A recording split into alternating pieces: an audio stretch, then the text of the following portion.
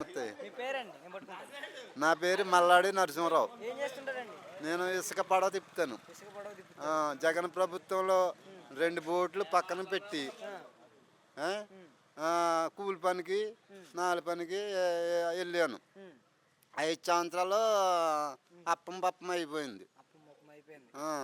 5 సంవత్సరాల పాటు 2 పడవలు చేతిలో ఉండి కూడా ఉమ్, ఎందుకు పనికి రానోళ్ళగా నా పెళ్ళం ఇల్లు తీసుకొచ్చేది. నేనేమో అటు ఇటు తిప్పి ఉన్నవాడిని. ఉమ్, అది ఈయనకి తీసుకొస్తే అది అంత రోజంతా కట్టబడితే 300 వస్తుంది. ఉమ్, కానీ నేను ఇసుక పడవ తిప్పితే 5,000 సంపాదిస్తాను ఒక రోజుకి. ఒక రోజుకి. ఆ, నా కొడుకు నేను ఇసుక పడవ తిప్పితే ఉమ్, ఏలకాలం కాదు, ఉమ్, 5 టిప్పులు వేస్తాను.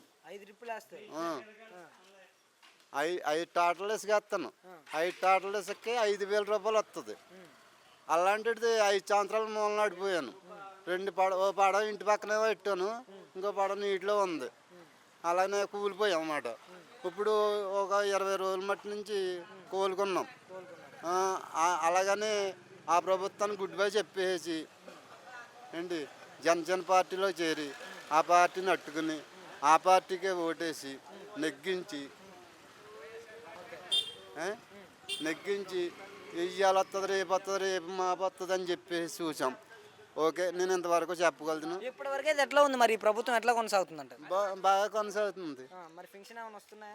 నాకు 4,000 పింఛను వస్తుంది. మరి ఇంట్లో గ్యాస్ పథకం వస్తుందా? దీపం దీపం పథకం అటువంటి ఏం లేవు. గ్యాస్ అయితే పెట్టుకోవడానికి చూస్తున్నాను, ఇంకా పెట్టలేదు. అది అంటే జగన్ కి చంద్రబాబు నాయుడు గారికి తేడా ఏంటంటారు? 100% తేడా. ఆ, ఆ. అంటే ఆ ప్రభుత్వంలో ఎట్లుండేది, ఈయన వచ్చిన ఆ తర్వాత? ప్రభుత్వంలో కూలిపోయామని చెప్తున్నాం కదా తమ్ముడు. కూలిపోయాం.